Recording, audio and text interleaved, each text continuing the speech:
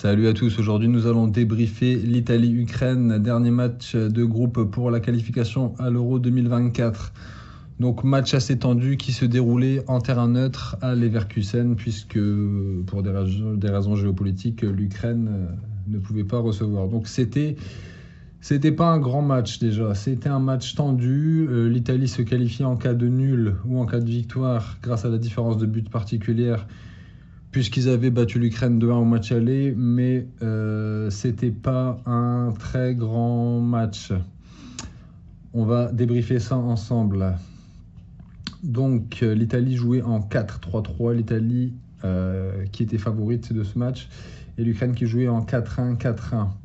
Donc j'ai envie de dire, comme j'ai marqué dans le titre, l'Italie sans briller. Mission réussie pour Spalletti et ses hommes, mais sans briller.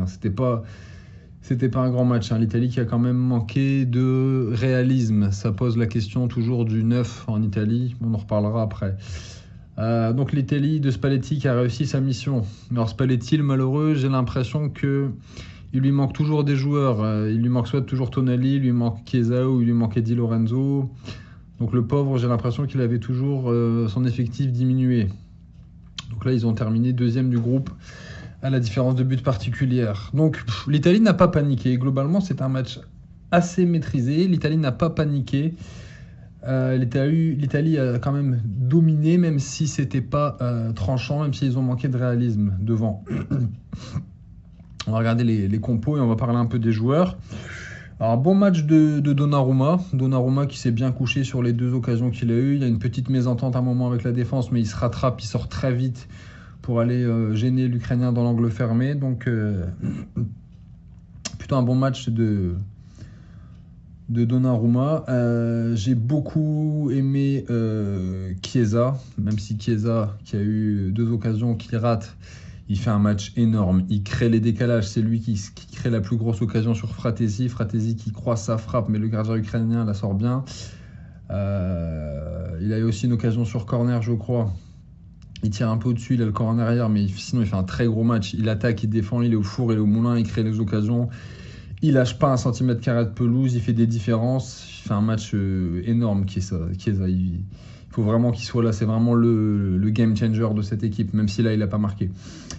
Donc, alors derrière il y avait Buongiorno. Buongiorno, je le connais pas ce monsieur. Il joue au Torino. Au début il était un peu timide.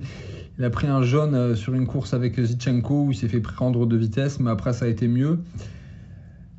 Le milieu de terrain, j'ai bien aimé Barella, Fratesi, Jorginho. Techniquement, ça ressortait bien les ballons, c'était propre. On a vu quelques belles séquences de jeu. Acerbi, il était plutôt là en patron derrière, c'était pas mal. Les latéraux aussi ont bien centré. Di Marco, Di Lorenzo, ils ont globalement fait le travail. Zaniolo, je l'ai trouvé mieux que contre la Macédoine, mais je ne l'ai toujours pas trouvé extraordinaire, quoi. Il a réussi quelques dribbles, quelques centres, mais c'était pas non plus un grand match de Zaniolo. Ensuite, on a vu Scamacca, qui a bien réussi à la garder, qui a eu une occasion, qui a réussi à la garder devant, qui a fait un peu de mal à la défense ukrainienne, mais qui n'a pas gagné assez de duels pour moi. Donc une entrée correcte de Zaniolo, correcte sans plus, on va dire, quoi. Côté ukrainien, on n'a pas vu grand-chose. On n'a même rien vu, j'ai envie de vous dire. Ils sont un peu bougés les 10 dernières minutes, mais voilà, faut voir que cette génération ukrainienne, elle est beaucoup moins talentueuse qu'il y a une quinzaine d'années, quoi. Il y a plus de Rebrov comme sélectionneur, je pense à Rebrov, Shevchenko, Timoshuk. Il n'y a plus de joueurs comme ça là. Les 2-3 bons joueurs qu'on a, c'est Dobvik, Mudryk et Zinchenko, mais c'est pas suffisant, ça fait pas une équipe. Donc l'Ukraine qui a plutôt bien défendu, mais pas de pressing, pas de contre-pressing, pas d'intensité, 2 petites frappes de loin. C'est tout, qui ont été captés sans difficulté par Donnarumma. L'Ukraine avait la possibilité de se qualifier directement. Ils auraient dû faire mieux. Pourquoi ils sont pas...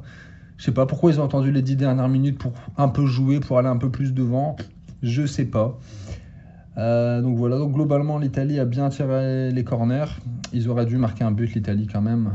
Ils auraient dû, pour se mettre à l'abri et Ils ont eu plus de possession, ils ont eu plus de corners, plus de passes réussies. Peut-être moins de tirs cadrés, je pense. Je pense qu'ils ont 2 ou 3 tirs cadrés, l'Ukraine 4. Je ne sais plus exactement, mais bref. Donc voilà, pas un gros match non plus de l'Ukraine. Ensuite, on va revenir un peu sur le penalty ou pas, penalty gate. Honnêtement, c'est difficile à dire. Ça a été vite expédié par la VAR. Alors moi, je ne suis pas dans le camion de la VAR, j'ai pas les consignes de l'UEFA sur l'arbitrage. Ça peut siffler, ça peut ne pas se siffler. Donc peut-être que la VAR a eu un angle qu'on n'a pas vu. Ils ont dit non, il n'y a pas penalty, continue de jouer. L'arbitre a sifflé, il n'y avait rien.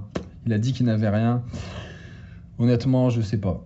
Ça peut siffler, ça peut ne pas siffler. Peut-être que Mudryk, il saute un peu, il en rajoute peut-être un peu aussi.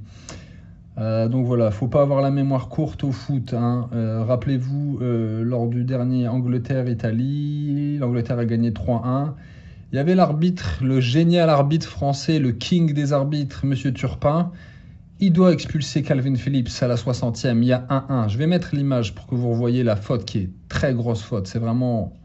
Là, Calvin Phillips devait prendre un deuxième jaune, un rouge, à la 60-65e. On n'aura peut-être pas eu le même résultat. Peut-être que l'Italie aura été qualifiée déjà même avant ce match. On ne sait pas. On ne sait pas, on ne le saura jamais. Maintenant, c'est comme ça, il faut l'accepter. C'est le football. Je vais remettre l'image pour que vous revoyiez ça. Donc, n'ayez pas la mémoire courte en football. Donc voilà, l'Italie qui a eu plus de possession, plus de passes réussies, plus de corners. L'Italie avait un expected goal de 1,6, l'Ukraine 0,4. Moi j'avais dit le pronostic avant le match, j'avais dit, c'est facile de dire après forcément, mais honnêtement j'avais dit je pense que l'Italie va gagner 1-0. Je pense qu'ils vont mettre un but par Chiesa et ils vont fermer derrière et ils vont verrouiller tout ça. Bon, ça s'est pas produit comme ça, c'était un match ennuyeux, c'était un match tendu. On sentait qu'à la moindre faute, ça pouvait... je pense que les deux équipes avaient peur de prendre, surtout l'Italie avait peur de prendre un but un peu bête. Mais l'Italie a manqué de réalisme. Ça relance le problème du 9 en Italie. On a vu Raspadori, qui a été bon contre la Macédoine. Immobilier n'a pas été appelé en sélection. Scamacca n'a pas encore le rendement attendu.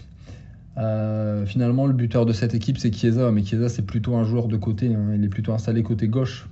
Il ne peut pas être au four et au moulin, Chiesa. Il ne peut pas créer les actions, créer les décalages, centrer et être à la réception des centres. Il n'a pas le don d'ubiquité. Ce n'est pas il ne peut pas faire ça. Donc, toujours ce petit problème du neuf en Italie. On n'a plus de grand neuf. J'ai l'impression que depuis Luca Toni, ils n'ont pas eu de grand neuf depuis un moment. Dernier Euro, ils gagnent. Il n'y a pas de grand neuf. Immobilier, il doit marquer 1 ou 2 buts, mais c'était plutôt les milieux qui avaient marqué. Donc bref. Voilà. Petit coup de gueule aussi sur les commentateurs de l'équipe 21. Les commentateurs de l'équipe 21 ne sont pas sérieux. On n'apprend rien. Ils ont une analyse très limitée. Que ce soit Candice Roland, Yohan Ryu, Messaoud Benterki, c'est pas terrible, c'est plat, ça manque de rythme, on n'apprend rien. On sent que certains commentateurs de l'équipe 21 auraient aimé que l'Italie perde. Ils font s'imaginent des petits scénarios. De toute façon, une chaîne qui invite régulièrement Raymond Domenech comme commentateur ne peut pas être prise au sérieux. Ça, je tiens à le dire. Il faut savoir que si on était en Italie, en Espagne, en Angleterre ou en Allemagne, un mec comme Domenech serait blacklisté, on n'en parlerait plus jamais, on l'inviterait plus jamais. Il y a vraiment qu'en France où on invite encore des anciens sélectionneurs comme ça. Donc voilà, l'Italie s'est qualifiée sans briller, c'est tout ce que j'avais à dire sur ce match. Je pense que j'ai fait le tour. Qu'est-ce que je peux dire d'autre sur l'Ukraine? Non, ça va, ça a été dit. Donc l'Italie va certainement être chapeau 3 ou chapeau 4 pour cet Euro. De ce que j'ai compris, ça va dépendre du match de la Croatie contre l'Arménie. Donc, si la Croatie perd contre l'Arménie, ce qui est peu probable, l'Italie sera chapeau 3. Et si la Croatie bat l'Arménie, l'Italie sera chapeau 4, donc ce qui est plutôt probable. Donc ça sera à voir quand il y aura les tirages au sort des groupes les mois prochains. Voilà, j'espère que j'ai rien oublié. Je fais ce petit débrief à froid du match. Voilà, j'espère que cette vidéo vous aura plu. N'hésitez pas à commenter si j'ai oublié quelque chose. Ça se peut, je suis pas un robot. Je prends quelques notes, je fais ma vidéo, mais des fois j'oublie des choses. Voilà, n'hésitez pas à mettre un petit pouce, à vous abonner, à mettre un commentaire, ça me fera plaisir. On va faire grossir cette chaîne ensemble. Salut à tous, merci, bye.